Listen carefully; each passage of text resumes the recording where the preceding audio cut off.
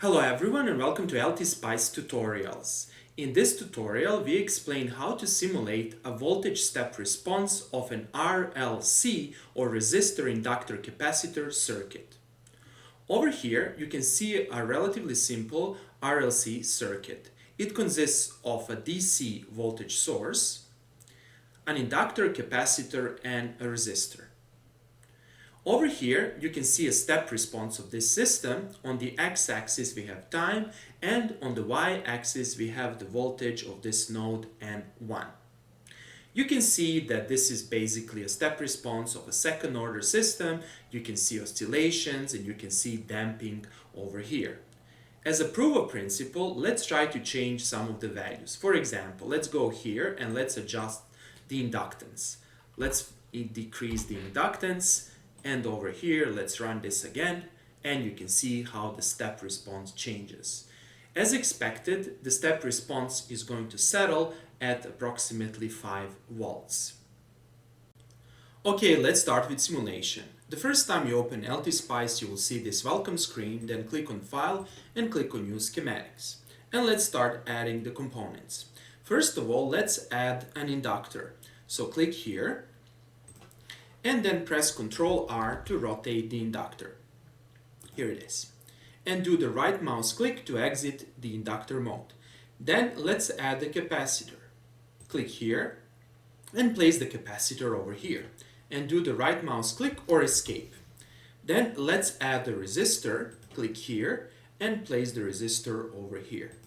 And then do the right mouse click to exit the resistor mode. Next, click here to add the ground and place the ground over here.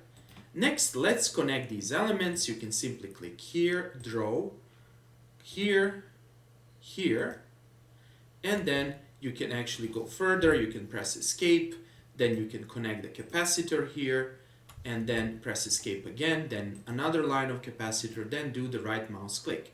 And finally connect the ground, click on the ground, and connect the ground to the circuit. And as the final step, let's add the voltage source. To add the voltage source, simply click here and add the voltage source. Here, and then do the right mouse click. And let's connect the voltage source to our circuit. Click here, here, here. Then do the right mouse click here, here, and here. And that's it. Now we have the voltage source, we have the inductor, we have the capacitor, we have the resistor, and the circuit is grounded. The next step is to adjust the values of the voltage, capacitance, inductance, and resistance. To adjust the voltage value, right-click on the voltage and enter 5 over here. Note that the units are volts. Then let's adjust the inductance, right-click on L, and over here, in inductance, enter 0.001. Let's start with this value and later on we will adjust it. Note over here one very important thing. You will see here a series resistance. Namely, the inductor itself might have some resistance and you can actually add this resistance over here in order to model it, as well as parallel resistance and parallel capacitance. However, we are not going to play with these parameters. And click OK. Then let's adjust our capacitor. Right click here and enter a very small capacitance value. You can, for example, enter something that's 10 to the minus 1, 2, 3, 4, 5, 6, 7. So let's do something like this, 5, 10 to the minus 7, and click on OK. And over here, let's adjust our resistor, do the right click, and enter here the value, let's say of 500 ohms, and press OK. And that's it. Next, we need to add a net. A net will help us to visualize the voltage at a certain point. For that purpose, locate this net icon, click here, and let's call this net as N1. This is actually a node, and let's place the node over here. And then let's do the right mouse click.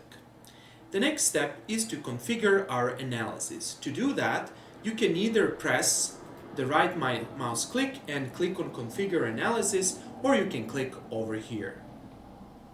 I usually like to click here, so click here, and here are several important things that you should keep in mind when defining the analysis. First of all, make sure that the transient analysis is active. That is, we need to compute the transients. We are not interested in steady state value. And over here, you need to enter the final time of your simulation. Usually, if you have some formulas, you can figure out what are the time constants, and then you can find the appropriate stop time that can be, for example, 5 or 6 time constants. However, in this case, we don't have any formulas. We are going to derive the formulas in the future video tutorials, and for the time being, let's enter, for example, 3 milliseconds. Now, here comes one very important thing. Here you need to select this option. This option will start external DC supply voltages at 0. If you don't select this option, you will actually compute a steady state. In this way, we will force the simulator or the solver to actually compute the step response, and that's it. And this thing will appear, and then you can click here. If you want to edit this, you simply do the right click and this menu will pop up. Okay, so let's keep it as it is.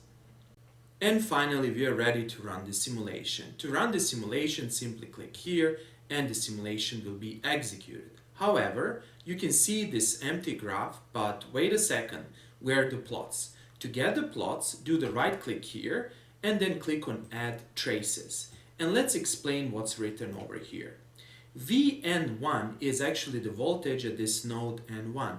VN001 is the voltage on some other node.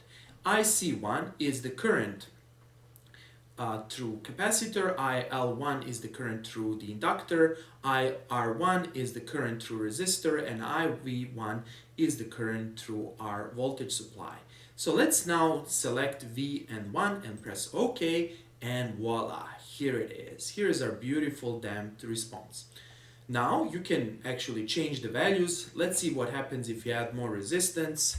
Let's see, if, for example, if you add this, press OK, run this, and you can see more unstable response. That is, we have more like an oscillator here. Okay, this is how we do it. Now, let me return this value to the original 500 and let me run this. And let us briefly validate this simulation. Let's see. In steady state, the capacitor acts as an open circuit and the inductor is simply a short circuit.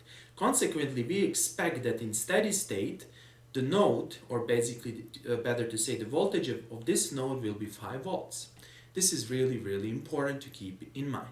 So let's verify that. To verify that, do the right click and you need to find place cursor on active trace. And here it is. Notice over here this menu, and as if I move the cursor, you can see how the time axis changes and the vertical thing changes. That is, you can actually read the time and the voltage, and we can see that in steady state we are approximately at 5 volts. This is really important.